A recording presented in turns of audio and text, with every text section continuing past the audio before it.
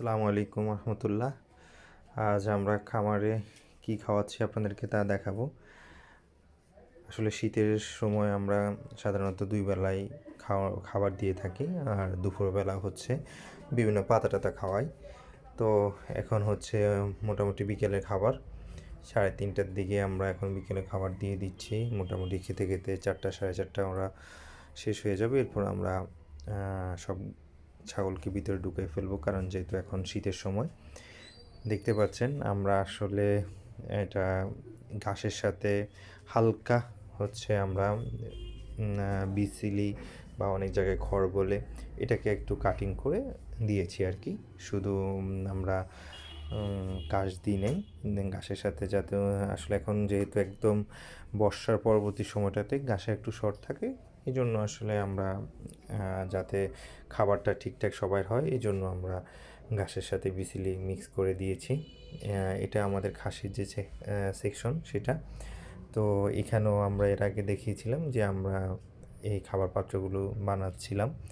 তো এইভাবে হচ্ছে বানানোর পরে আমরা এখন যেহেতু আমাদের আসলে খাবার পাত্র যেটা, এটাতে আমাদের প্রায় 50টা একসাথে ছাগল একসাথে খাওয়ার ব্যবস্থা আছে। বাট এখন ছাগল আমাদের কম, ওইখানে আমাদের 18-19টা ছাগল।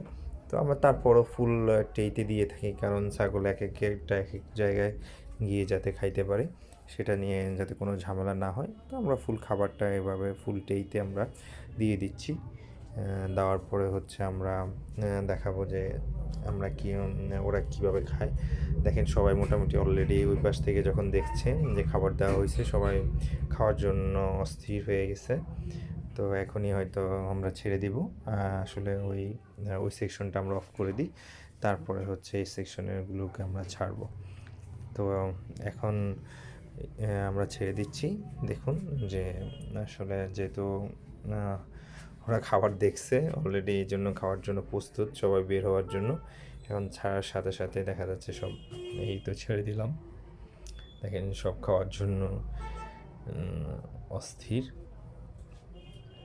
মাশাল্লাহ আমার ছাগলগুলোর হচ্ছে ভালোই রুচি আছে, তাদেরকে দিলে আসলে খেয়ে ফেলে। এই পাশে যেগুলো এগুলো আমাদের যে সাগি, মানে যেগুলো থেকে আমরা বাচ্চা করি, এই পাশে এগুলো এটা প্রেগনেন্ট আলহামদুলিল্লাহ, পাশেরটাও প্রেগনেন্ট। তো এখানে কিছু শিওর প্রেগনেন্ট দেখাই যাচ্ছে, আর বাকিগুলা দেখেন সবাই কি মনোযোগ দিয়ে খাচ্ছে বিকেলের খাবার, দেখতে পাচ্ছেন। মাশাল্লাহ সবাই এই গাছটা আসলে এটা ইফিল ইফিল গাছ বলে আমাদের এলাকায়। এটা হচ্ছে ফুল হচ্ছে